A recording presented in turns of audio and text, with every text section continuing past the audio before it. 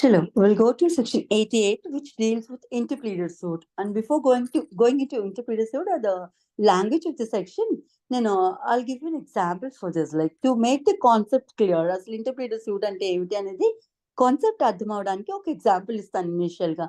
So that ఇది తెలిస్తే ఆ సెక్షన్ ఆ లాంగ్వేజ్ చాలా ఈజీగా అర్థమవుతుంది.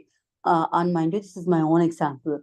సో ఇక్కడ ఏం చెప్తాను, ఏ అనే వ్యక్తి ఒక కార్ మెకానిక్ అనుకోండి, and he's having a garage. And ఆ కార్ మెకానిక్ కి బి అనే వ్యక్తి తన కార్ తీసుకొని వచ్చి రిపేర్ కి ఇచ్చినారు అనుకోండి. అండ్ అండ్ తర్వాత కొన్ని రోజులు పోయాక సి అనే వ్యక్తి వచ్చి ఆ బి ఇచ్చిన కార్ ఏమైతే ఉన్నిందో అది నాది, ఆ కార్ నాకు డెలివరీ ఇచ్చేయండి అని అడుగుతారు. సో ఇక్కడ ఏ కార్ మెకానిక్ ఎవరైతే ఉన్నారో ఏ వారికి he has no interest in that car, అది రిపేర్ చేయడం వరకు అతని బాధ్యత. రైట్ఫుల్ పర్సన్ ఎవరైతే ఉన్నారో వాళ్ళకైతే ఇచ్చడానికి రెడీగా ఉన్నారు. బట్ ఇక్కడ ఫస్ట్ ఇచ్చింది బి, తర్వాత క్లెయిమ్ చేస్తుంది సి. సో వీళ్ళిద్దరిలో ఎవరికి ఇవ్వాలి ఏకి అర్థం కాలేదనమాట. సో ఇప్పుడు ఏం చేస్తారంటే ఏ కోర్టుకి వెళ్తారు అనమాట. కోర్టుకి వెళ్ళి చెప్తారు, అయ్యా నాకు ఈ సోన్స్ ప్రాపర్టీ మీద నాకైతే ఏమి ఇంట్రెస్ట్ లేదు, ఎవరు అడుగుతున్నారో వాళ్ళకి ఇచ్చేస్తాను. కానీ ఇక్కడ more than 2 persons are claiming adversely. అంటే ఇది నాదంటే నాదని, ఇంకొకరు నాకు చెందాలంటే నాకు చెందాలని చాలా పర్సన్స్, ఇద్దరు లేక ఎక్కువ మంది వ్యక్తులు అడుగుతున్నారు. So you decide who the rightful claimant is. Like ఎవరికి ఇది చెందాలో మీరు డిసైడ్ చేసి చెప్పండి, వారికి ఆ ప్రాపర్టీ నేను ఇచ్చేయడానికి సిద్ధంగా ఉన్నాను, లేదా ఇదిగో ఇది మీకే ఇచ్చేస్తాను, మీరు ఆ ఇష్యూని సెటిల్ చేసి ఎవరు రైట్ఫుల్ క్లైమెంటో వాళ్ళకి ఇది ఇచ్చేసేయండి అని చెప్పి వారు ఒక సూట్ ఫైల్ చేస్తారు. ఎవరు ఫైల్ చేస్తారో కార్ మెకానిక్ కాల్ ఏ. తో దీన్ని మనం ఆ ఏ ఫైల్ చేసిన సూట్ ఏవైతే ఉన్నిందో దాన్ని మనం ఇంటర్ప్లీడర్ సూట్ అని చెప్పి పిలుస్తాం అనమాట. If this is clear, we'll go into the section. The language of the section goes where two or more persons claim adversely to one another. Adversely అంటే opposing each other, అంటే నాది అంటే నాది అన్నట్టు క్లెయిమ్ చేస్తుంది అనమాట.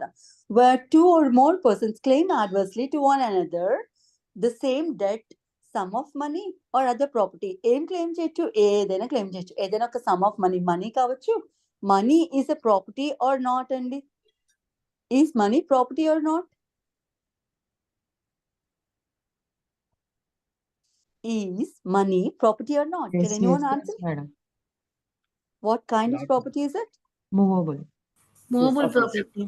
Yes, obviously. Money falls under the category of movable property అనమాట. So ఏదైతే ఇష్యూ ఉందో ఆ ఇష్యూస్ ఏం క్లెయిమ్ చేస్తున్నారు వాళ్ళు? ఏదైనా ఒక సేమ్ డెట్, అప్పు క్లెయిమ్ చేస్తున్నారు. ఈ అప్పు అంటే ఫర్ ఎగ్జాంపుల్ ఏ అనే వ్యక్తి అప్పు ఇవ్వాలనుకోండి, బి కూడా క్లెయిమ్ చేస్తారు, సి కూడా అదే క్లెయిమ్ చేస్తారు. అంటే నాకు రావాలి అప్పు డబ్బులు, నాకు రావాలి అప్పు డబ్బులు అని చెప్పి క్లెయిమ్ చేస్తుంది అనమాట. So the same debt or the sum of money, ఏదైనా అమౌంట్ ఆఫ్ మనీ క్లెయిమ్ చేస్తున్నారు. ఆర్ అదర్ ప్రాపర్టీ, ఇంకే ప్రాపర్టీ అయినా క్లెయిమ్ చేస్తారు. Made be movable. So 2 or more persons adverse గా క్లెయిమ్ చేస్తున్నారు అనమాట. డబ్బు కానీ, అప్పు రిలేటెడ్ సమ్ కానీ, లేదంటే ఏదైనా మూవబుల్ ఆర్ రిమూవబుల్ ప్రాపర్టీ కానీ నాకు చెందాలి అంటే నాకు చెందాలని చెప్పి ఇద్దరు పర్సన్స్, ఒక పర్సన్ ఏ పర్సన్ అయితే అది హోల్డ్ చేస్తున్నారో ఆ అప్పో డబ్బో ప్రాపర్టీయో ఏ పర్సన్ అయితే హోల్డ్ చేస్తున్నారో వారి నుంచి 2 or more persons అది నాకు చెందాలి అని చెప్పి వాళ్ళు అడ్వర్స్ గా క్లెయిమ్ చేస్తున్నారట. అండ్ ఇంకేం చెప్తారు, హూ క్లెయిమ్స్ నో ఇంట్రెస్ట్ దెరిన్. ఎవరికి ఇంట్రెస్ట్ లేదు, ఏ పర్సన్ అయితే దాన్ని హోల్డ్ చేస్తున్నారో ఆ పర్టికులర్ ప్రాపర్టీని, వారికి ఆ ప్రాపర్టీ మీద ఏం ఇంట్రెస్ట్ లేదు అనమాట.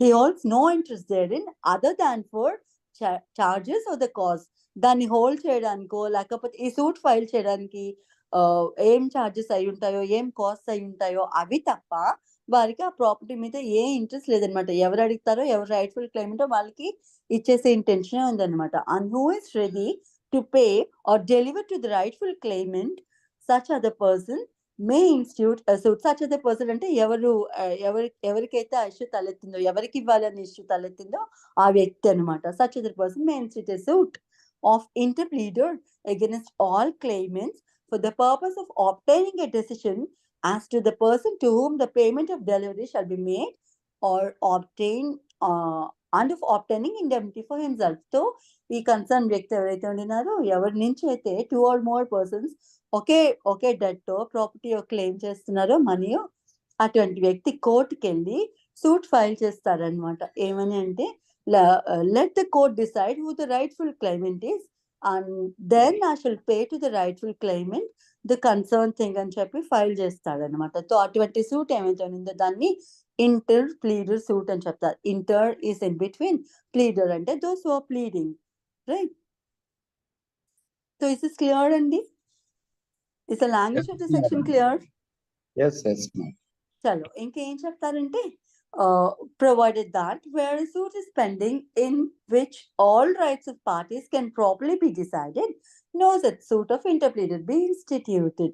ఇంకా ఫర్దర్ గా ప్రొవిజన్ అంటే ఎక్సెప్షన్ ఏం చెప్తుందంటే, ఏదైనా ఏ ప్రాపర్టీని అయితే ఫ్యూ పర్సన్స్, 2 లేక 2 లేక ఎక్కువ మంది వ్యక్తులు అడ్వర్స్ గా క్లెయిమ్ చేస్తున్నారు, నాకు చెందాలి అని, వారు ఆల్రెడీ ఒక సూట్ లో ఉండుండి ఆ విషయం నిమిత్తం సూట్ నడుస్తుండి ఆ సూట్ లోనే ఎవరు రైట్ఫుల్ క్లైమెంట్ డిసైడ్ అయిపోయే ఛాన్సెస్ ఉండుంటే కనుక మళ్ళీ ఇంటర్ప్లేడర్ సూట్ వేరేగా ఫైల్ చేయాల్సిన అవసరం లేదు అని చెప్తుంది. బికాస్ ఆ సూట్ లో ఆల్రెడీ రైట్ఫుల్ క్లైమెంట్ ఎవరో డిసైడ్ అవుతారు.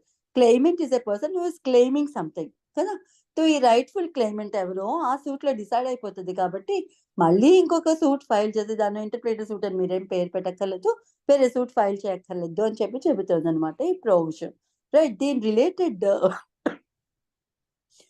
రిలేటెడ్ ప్రొసీజరల్ ప్రొవిజన్స్ అన్ని మనకి ఆర్డర్ 35 లో ఉంటాయండి. Will read when we go over there. For time being will know this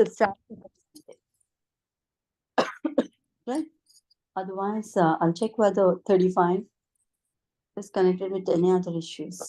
Give me a moment.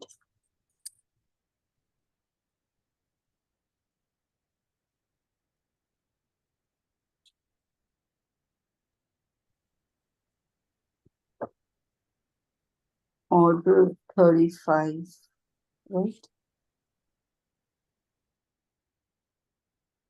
చలో దిస్ ఇందులో ఎక్కువ లేవు, 6 రూల్స్ ఉన్నాయండి. Will go with order 35 please. Can I have order 35 on the screen, sir?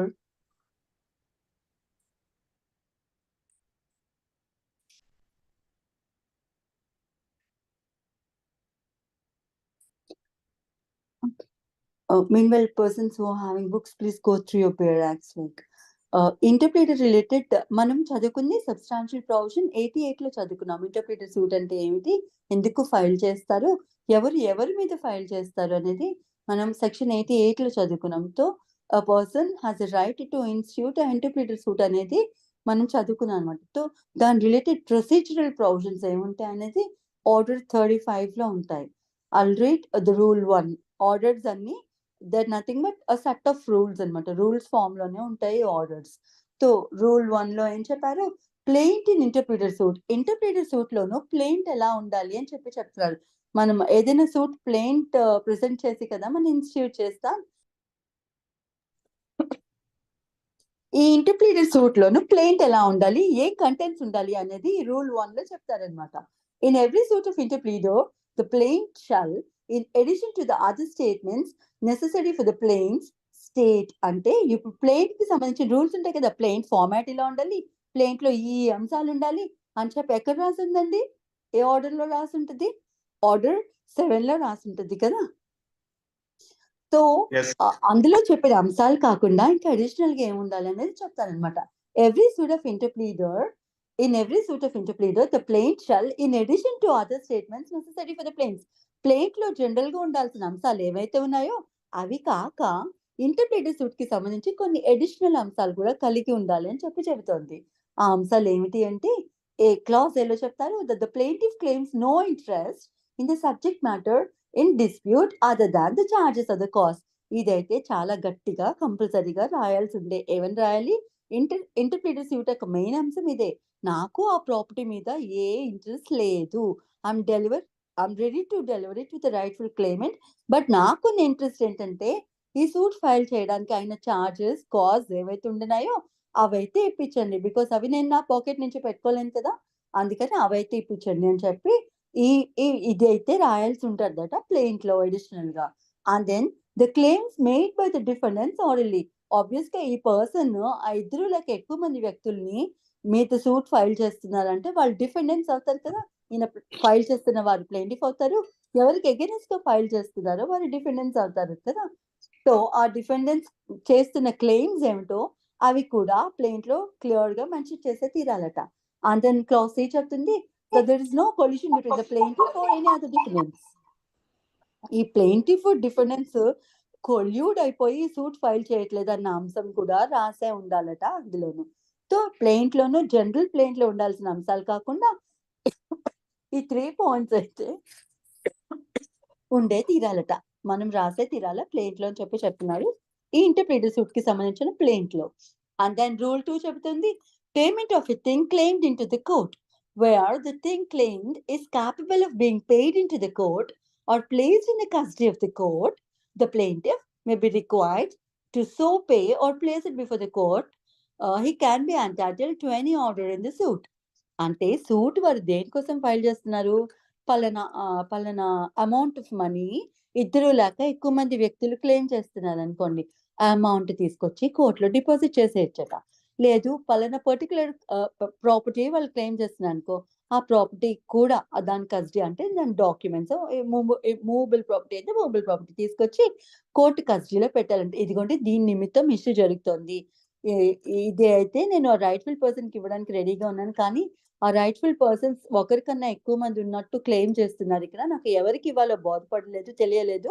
So you decide who the rightful claimant is and కుదిరితే మీరే ఇచ్చేసేయండి, ఇదిగో మీ ముందు ప్లేస్ చేస్తున్నాను, ఇది దీనికి సంబంధించిన ఈ అంశానికి సంబంధించి ఇక్కడ ఇష్యూ నడుస్తోందని చెప్పి ఆ పర్టికులర్ ప్రాపర్టీ ఏమైతే ఉన్నదో డబ్బులు ప్రాపర్టీయో ఏమైతే అది తీసుకొచ్చి కోర్టు కస్టడీకి ఇచ్చేస్తారంట, కోర్టు ముందు అప్పచెప్పేస్తారట.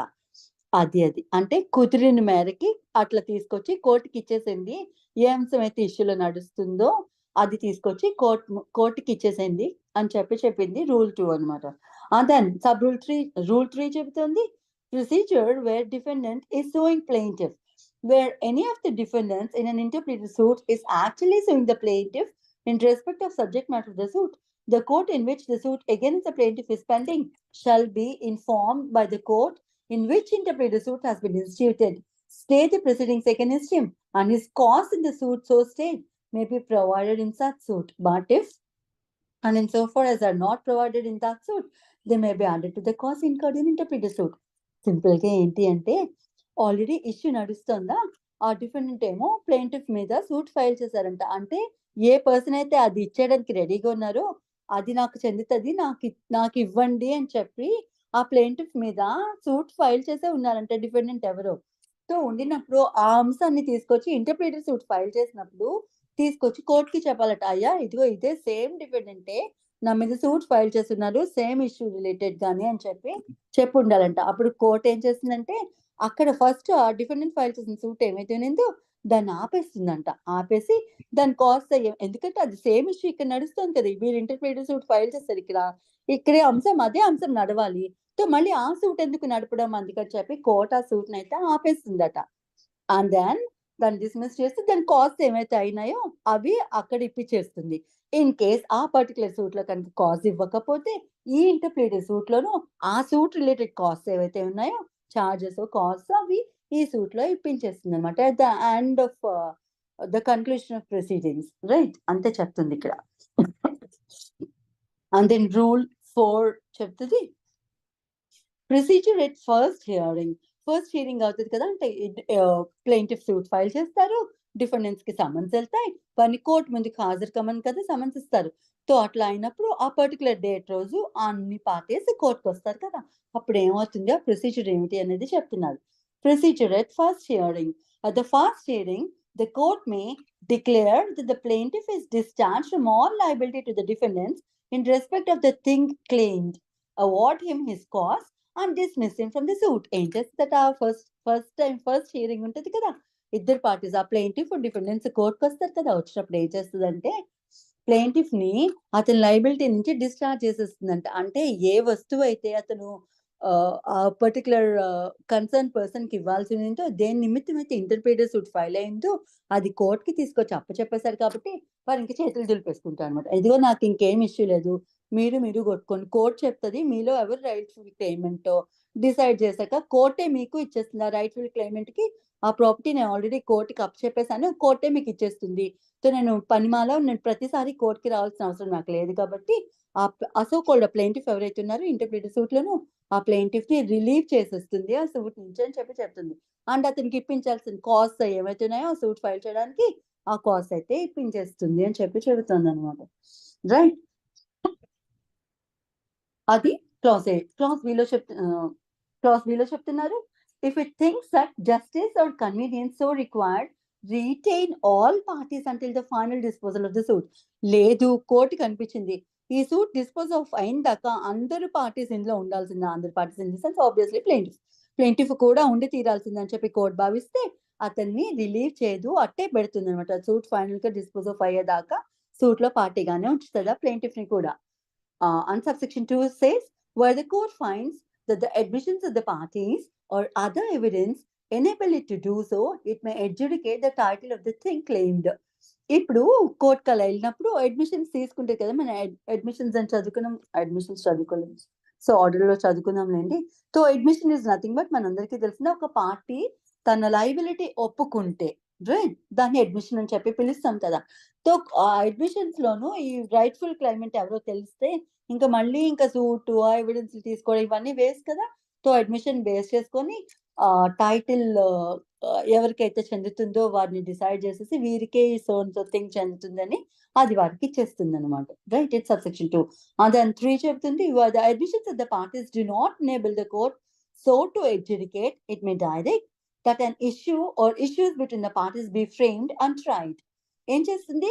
పైన అడ్మిషన్స్‌లో తెలిసిందనుకోండి so and so party rightful claimant అని మిగతా పార్టీస్ కూడా అవునండి ఒప్పుకుంటున్నాము.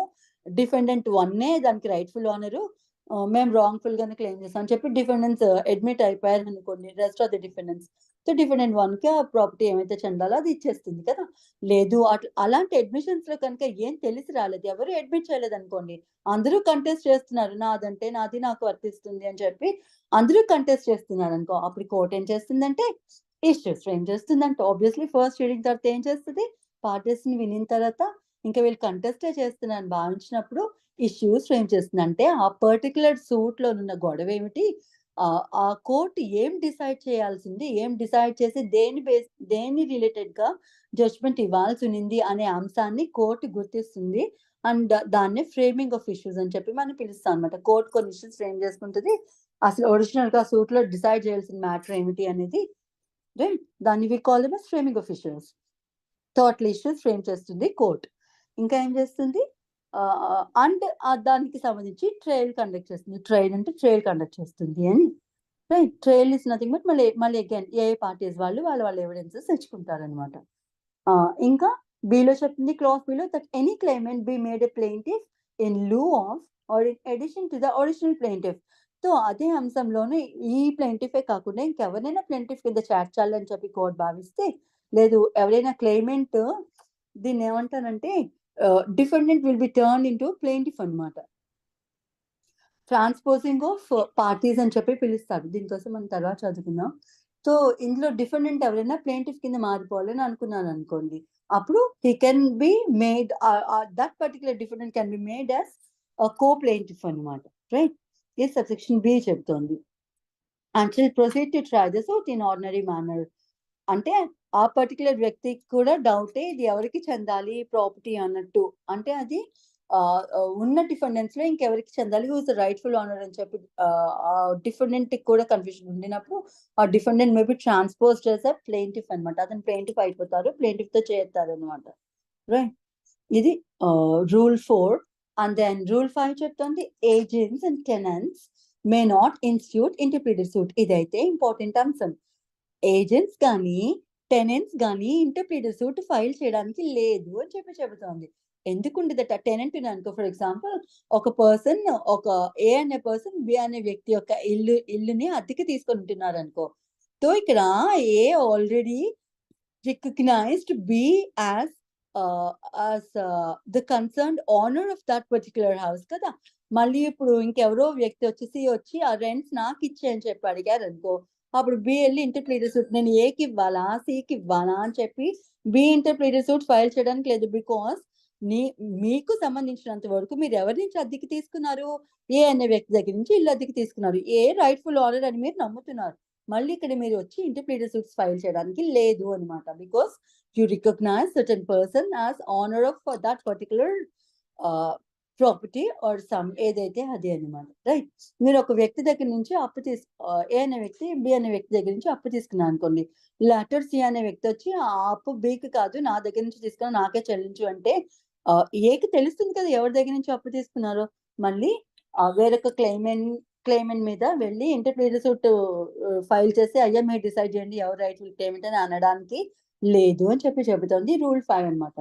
Nothing in this order shall be deemed to enable agents to sue their principals. ఎవరెవరికి ఈ ఇంటర్‌ప్రిటర్ సూట్స్ ఫైల్ చేసే అధికారం లేదు అంటే ఏజెంట్స్ కి ప్రిన్సిపల్స్ కి అగైనెస్ట్ గా ఫైల్ చేయడానికి లేదు. బికాస్ ఒక కన్సర్న్ ఏజెంట్ ఒక కన్సర్న్ ప్రిన్సిపల్ దగ్గరనే వర్క్ చేస్తారు.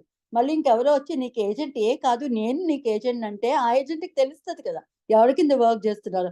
బి వచ్చి నేను నీ ఏజెంట్ అన్నంత మాత్రం సి వచ్చి నేను నీ ఏజెంట్ అన్నంత మాత్రాన వాళ్ళు కన్ఫ్యూజ్ అయిపోయి బాబోయ్ ఏయా నాకు ఏజెంట్ సియా అని కన్ఫ్యూజ్ అయ్యి మళ్ళీ ఇంటర్‌ప్రిటర్ సూట్ ఫైల్ చేయక్కర్లేదు కదా. సో అందుకని ఆ కేటగిరీ ఆఫ్ పర్సన్స్ ని తీసుకొచ్చారనమాట.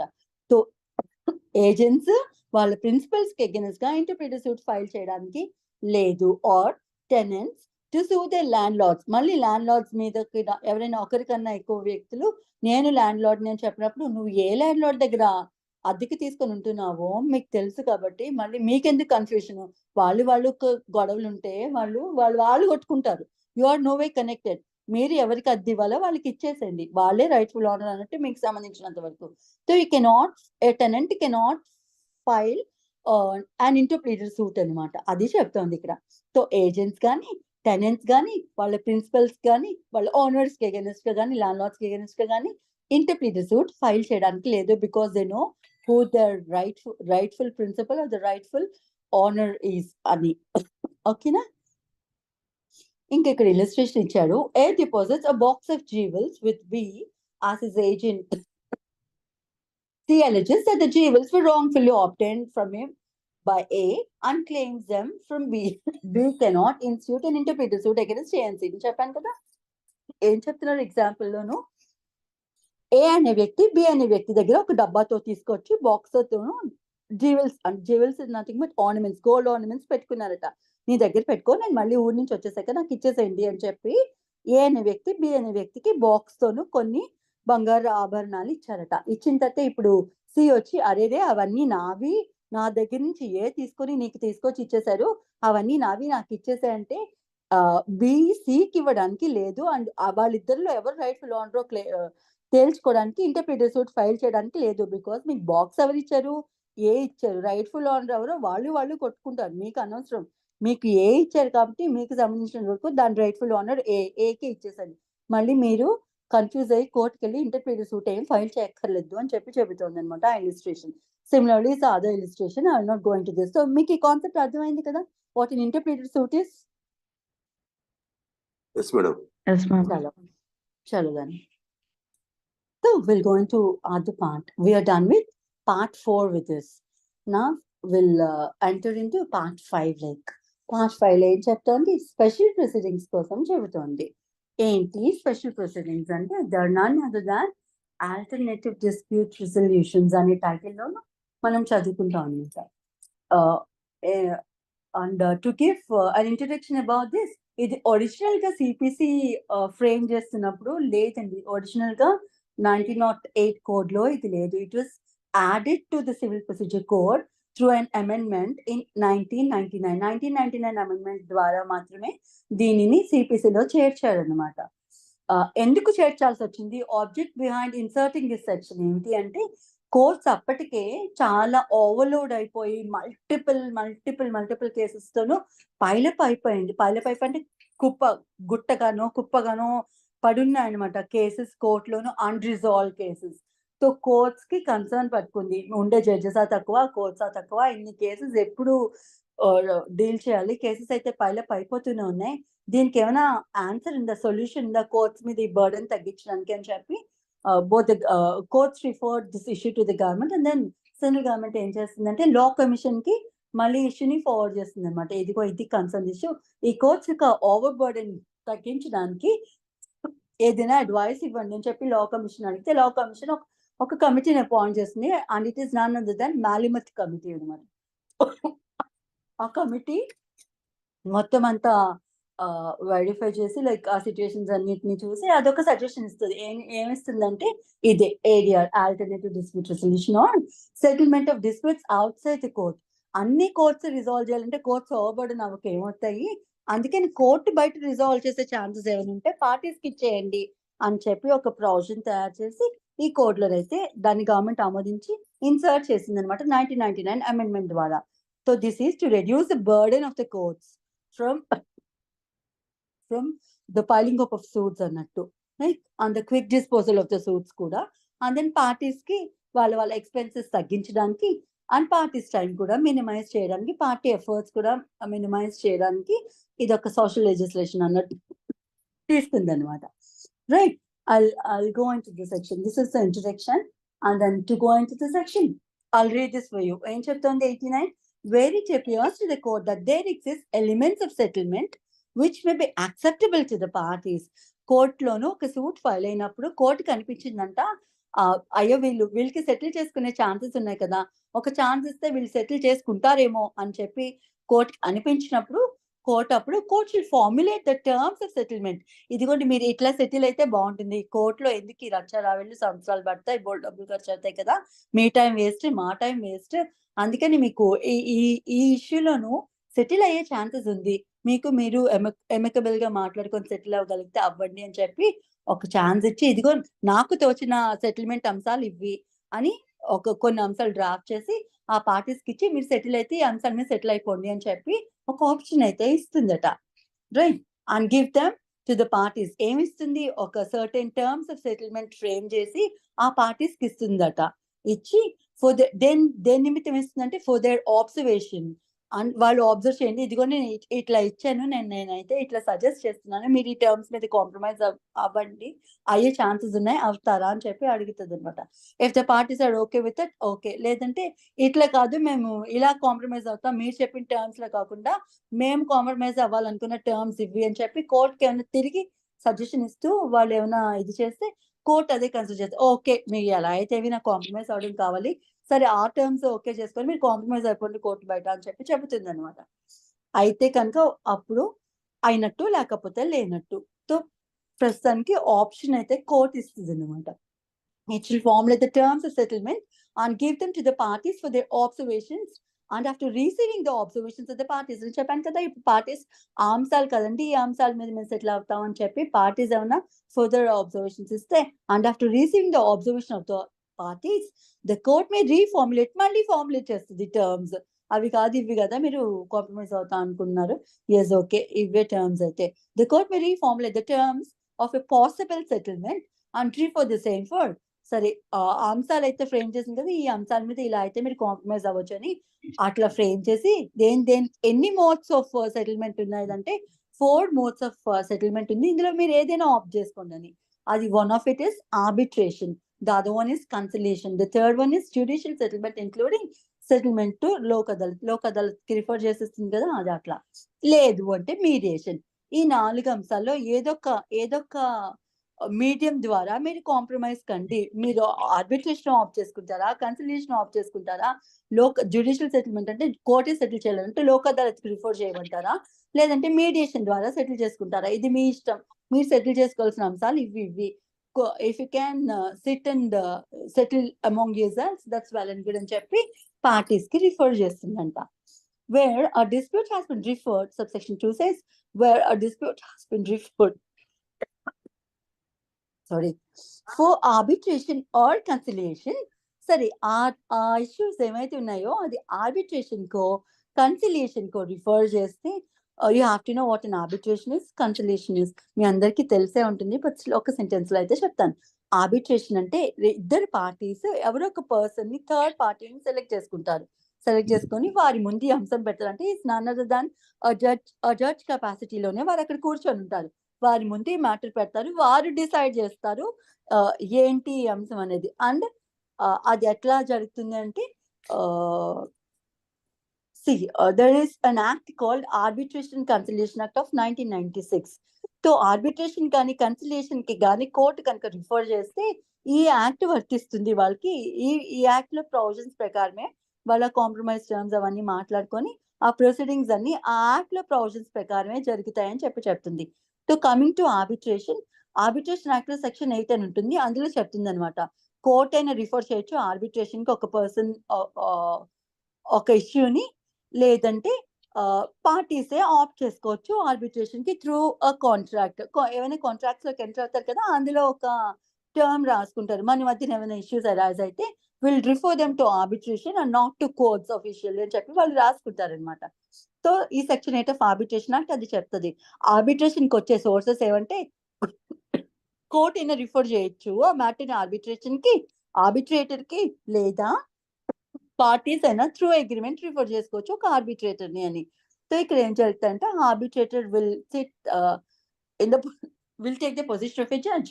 అండ్ ఈ మ్యాటర్ ఏమైతే ఉందో వాళ్ళు ముందు పెడతారో పార్టీస్ ఆ ఆర్బిట్రేటర్ ని పార్టీసే సెలెక్ట్ చేసుకుంటారు, ఎవరు ఉండాలి ఆర్బిట్రేటర్ కింద అనేది ఆ పార్టీసే సెలెక్ట్ చేసుకుంటారు. కన్సర్న్ వ్యక్తిని, ఆ వ్యక్తి ముందు ఆ ఇష్యూ పెడతారు. Hill be the position of a judge with regard to that dispute. And వారు ఒక జడ్జ్మెంట్ అయితే ఇస్తారో ఆ జడ్జ్మెంట్ ని మనం అవార్డ్ అని పిలుస్తాం అనమాట. రైట్. ఆ అవార్డ్ ఏమైతే ఉందో అది డిగ్రీ ఏమైతే ఉంటుందో కోర్ట్స్ ఇచ్చేవి దాంతో ఈక్వల్ అనమాట. దానికి కావాలంటే మీరు ఎన్ఫోర్స్ చేసుకోవచ్చు కోర్టుకి వెళ్ళి ఇదే అవార్డ్ ని. లేదు ఇఫ్ యూర్ అగైన్స్ట్ దిస్ దీన్ని సెట్ అసైడ్ కూడా చేసుకోవచ్చు. మీరు ఆర్బిట్రేటర్ ఇచ్చిన అవార్డ్ కనుక నచ్చకపోతే సెట్ అసైడ్ అయినా చేసుకోవచ్చు. This is about arbitration. And then conciliation is a sort is a similar thing. Like కాకపోతే ఇక్కడ ఏమవుతుందంటే ఇక్కడ విల్ఫుల్ గా ఇద్దర్ ఆఫ్ ద పార్టీస్ ఒక కన్సిలియేటర్ ని సెలెక్ట్ చేసుకుంటారు. కానీ వారు ఇచ్చిన అవార్డు కంపల్సరీ ఫాలో అవ్వాలని ఇక్కడ కూడా ఉండదు అనమాట. వారు కూడా ఆర్డర్ ఇస్తారు వాళ్ళ ఇష్యూ విని, ఇదిగో నాకు తోచిన సొల్యూషన్ అయితే ఇది, అది మీరు అబాడ్ అవుతారో ఎవరో మీ ఇష్టం అని చెప్పి వారికి ఇచ్చేస్తుంది. Again the parties if they are okay with it they will go with it. If not అది కాకుండా మళ్ళీ they come back, they bounce back to the court అనమాట. రైట్. లేదు the third category of thing is judicial settlement including settlement through Lok Adalat. లేదండి మేము through court settle అవుతాం, అది Lok అదాలత్కి refer చేసేసండి అని పార్టీస్ అడుగుతారు కదా. సో వెళ్ళి ఆ ప్రొసీడింగ్స్ అక్కడ జరుగుతాయి. If they settle at that particular place, ఆ లోక్ అదాలత్ లో సెటిల్ అయిపోతే ఇట్స్ వెల్ అండ్ గుడ్. లేదంటే again they will bounce back to the court. ఎక్కడి నుంచి అయితే ప్రొసీడింగ్స్ లోక్ అదాలత్కి రిఫర్ చేయబడిందో అక్కడి నుంచి అదే ప్రొసీడింగ్ ఇది మా దగ్గర సెటిల్ కాలేదు, మీరే డీల్ చేయండి అని చెప్పి కోర్టుకి రిటర్న్ పంపించేస్తుంది అనమాట. రైట్. ఈ లోక్ అదాలత్ కి సంబంధించి లోక్ అదాలత్ కనుక రిఫర్ చేస్తే దానికి సంబంధించిన యాక్ట్ ఏమవుతుంది అంటే legal services authority act of 1987 అవుతుంది. అండ్ అందులో ఉండిన ప్రొవిజన్స్ ఉంటాయి. And more particularly section 20 of sub section 1 లోను చెప్తారు ఈ అంశాలకి సంబంధించి. So we know like there are many cadres in this thing. Like we have national NLSA ఉంది, మనకి జిఎల్ఎస్ఏ ఉంది, ఎస్ఎల్ఎస్ఏ కూడా ఉంది కదా. సో ఇవి ఆర్ కన్సర్న్ డిపార్ట్మెంట్స్ అనమాట to handle these issues. Right. And coming to the last thing is mediation. Mediation is nothing but just parties కూర్చొని మాట్లాడుకుంటారు. అక్కడ థర్డ్ పర్సన్ కి ఎవరు రిఫర్ చేయరు, పార్టీస్ కూర్చొని మాట్లాడుకుంటారు అనమాట. Like they can viably resolve their issue. Like నా టర్మ్స్ ఇవి అంటే నా టర్మ్స్ ఇవ్వని చెప్పుకుంటారు, లేకపోతే ఇలా కాదు ఇలా చేసుకుందాం అని చెప్పుకొని వాళ్ళు అక్కడ కుదిరితే అక్కడ కాంప్రమైజ్ అయిపోతారు అనమాట. So they can opt either of the things. Parties ఈ నాలుగిట్లో ఏ సోర్స్ అయినా ఎంచుకొని కాంప్రమైజింగ్ టర్మ్స్ ఏమైనా ఉంటే మాట్లాడుకోవడానికి ట్రై చేయొచ్చు. వాళ్ళకి ఆ అంశాలు నప్పి వాళ్ళు కాంప్రమైజ్ అయిపోతే వెల్ అండ్ గుడ్. లేదంటే they will bounce back to the court. మళ్ళీ వాళ్ళు కోర్టుకి తిరిగి వచ్చేస్తారు. అండ్ కోర్టులో ఏ ప్రెసిడింగ్ దగ్గర నుంచి పర్టికులర్ కాంప్రమైజింగ్ టర్మ్స్ కి కాంప్రమైజింగ్ బాడీస్ కి పంపించున్నారో అక్కడ నుంచి మళ్ళీ అదే ప్రొసీడింగ్ కంటిన్యూ అయిపోతుంది అని చెప్పారు. పాయింట్ చెప్పాలనుకున్నాను, forgot this. what that is. So we call this as alternative dispute resolution. అంటే ఆల్టర్నేటివ్ అంటే కోర్టుకి ప్రత్యామ్నాయంగా ఇంకొక ఛాన్స్ ఏముంది పార్టీస్ రిజాల్వ్ చేసుకోవడానికి అంటే out of court settlement, court బయట సెటిల్ చేసుకుంటాం అనమాట. So because it is an alternative to the original process, దాన్ని మనం ఆల్టర్నేటివ్ డిస్ప్యూట్ రెజల్యూషన్ అని చెప్పి పిలుస్తాం అనమాట. అంటే డిస్ప్యూట్ సాల్వ్ చేసుకోవడానికి ఇంకొక పద్ధతి ఏమిటి అంటే అవుట్ ఆఫ్ కోర్ట్ సెటిల్మెంట్ అన్నట్టు. అవుట్ ఆఫ్ కోర్ట్ సెటిల్మెంట్ లో ఎన్ని రకాలుగా వెళ్ళొచ్చు అంటే 4 రకాలుగా అని చదువుకున్నాం కదా. అండ్ వాటికి సంబంధించిన యాక్ట్స్ ఏమున్నాయి, వాటికి వర్తించే యాక్ట్స్ ఏమున్నాయి కూడా మనం ఈ సెక్షన్ లో చదువుకున్నాం. Is this clear? ఈ సెక్షన్ 89 క్లియర్? Yes, madam. చలో ఫర్ ఎవ్రీవన్ కదా. Fine then I'll end with this for today. మిగతావి రేపు చదువుకుందామండి. ఓకే.